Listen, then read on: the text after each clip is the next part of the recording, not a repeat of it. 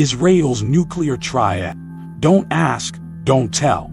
9 countries in the world have nuclear weapons, but officially, only 5 are supposed to.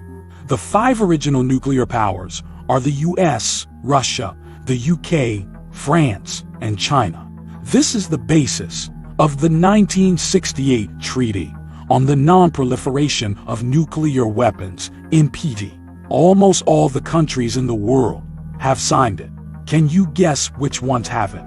Yep, those that decided they'd rather have their own nukes. Specifically, these are India, Pakistan, and Israel. North Korea did join the NPT, but later withdrew. Of these 4, Israel is an outlier. The country has never admitted to possessing nuclear weapons, yet it hasn't denied it either. Israel's nuclear policy is one of deliberate ambiguity. A popular joke goes, "We don't have any nukes, but won't hesitate to use them." This certainly works as a deterrent. No one harbors any doubts as to Israel's nuclear capabilities. They built their first warhead all the way back in 1966. It had the words "never again" stamped into it in English and Hebrew. Moreover, unlike many others, Israel has a nuclear triad.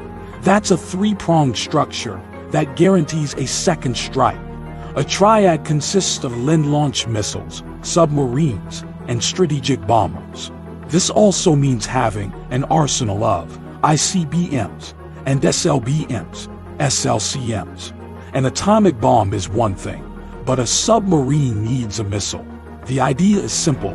Let's say a hostile country launched an attack. They took out your missile silos in one fell swoop. This would leave you extremely vulnerable. Moreover, it would completely erase the deterrent value of having nukes. If they can be destroyed before you can launch them, what's the point? So nuclear powers came up with this brilliant idea. Submarines armed with SLBMs are constantly on patrol. Strategic bombers are constantly on the wing. Any first strike would be answered with a second strike. Today, only the US, Russia, China, and India have the triad. Officially, Russia has gone a step further by introducing railroad mobile ICBMs. These are being moved around the country all the time. This constant patrol is vital, whether it's a boat, a plane, or a train. Nobody can pinpoint their location and take them out in a first strike attack. So what about Israel's triad?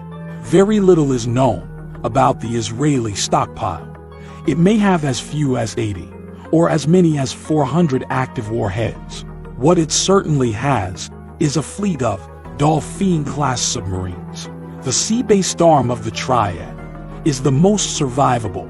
Nuclear-armed submarines can disappear for weeks. Their patrol routes are highly classified. Israel's subs are pretty small, but they are lethal. Each has 4 large torpedo tubes in the bow, capable of launching missiles. Nobody knows what type of SLCMs Israel has. They are probably based on Israeli Popeye missiles. The cruise version is Popeye Turbo, propelled by a turbofan engine. The Dolphin subs reportedly carry up to 16 torpedoes and missiles. At least one submarine is always on patrol. It can strike Iran from off the coast of Syria. From time to time, Israel demonstrates its capabilities.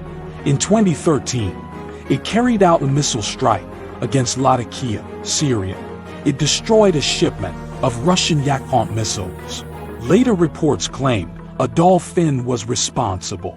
During the 1973 Yom Kippur War, Defense Minister Moshe Dayan was restless.